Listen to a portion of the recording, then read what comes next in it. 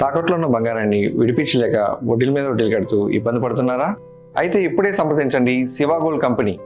మీ నమ్మకానికి మా హామీ శివ గోల్డ్ కంపెనీ. నిరుద్యోగ యువతకు కూటమి సర్కార్ శుభవార్త చెప్పింది. అసెంబ్లీలో ప్రకటించినట్లుగానే జాబ్ క్యాలెండర్ విడుదలకు మార్గం సుగమం చేసింది. 10,060 పోస్టుల భర్తీకి ఆర్థిక శాఖ ఉత్తర్వులిచ్చింది. అభ్యర్థుల సన్నద్ధత దృష్ట్యా 4 దశల్లో సెప్టెంబర్, అక్టోబర్ నెలల్లో నోటిఫికేషన్లు విడుదల కానున్నాయి.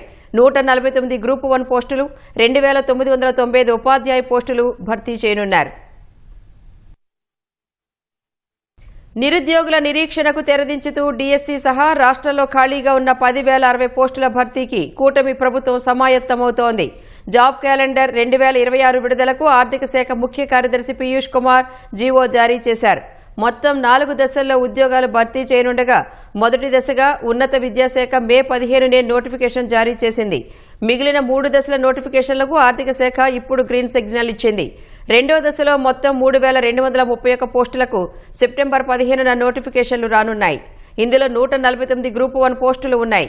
డిప్యూటీ కలెక్టర్లకు 11, డీఎస్పీ సివిల్ 36, పంచాయతీరాజ్ డీడీఓలు 35 పోస్టులతో పాటు municipal commissioner, commercial tax assistant commissioner పోస్టులు ఇందులో ఉన్నాయి.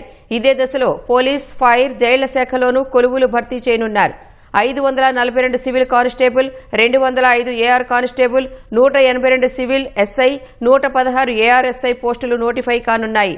ఫైర్మెన్, జైల్ వార్డర్ పోస్టులు, 164 వెటర్నరీ అసిస్టెంట్ సర్జన్ పోస్టులు రెండో విడతలోనే భర్తీ కానున్నాయి.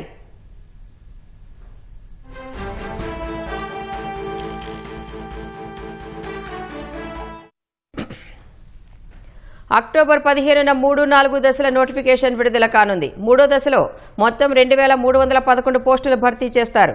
673 గ్రూప్ 2 పోస్టుల్లో 200 డిప్యూటీ తహసీల్దార్, 176 డిప్యూటీ ఎంపీడీఓ, 40 జీఎస్టీ ఆఫీసర్ పోస్టులు ఉంటాయి.